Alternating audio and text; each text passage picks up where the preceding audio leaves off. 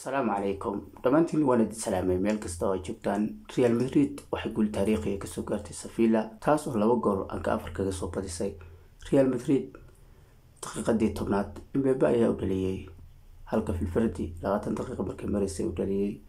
Rodrigo ayaa 34 raacsaday Raheem Diaz ayaana 53 ku daray walow Sevilla laba gool la timid hase ahaatee uma aysan saamixin inay badiso ama ciyaar barbaax ay keento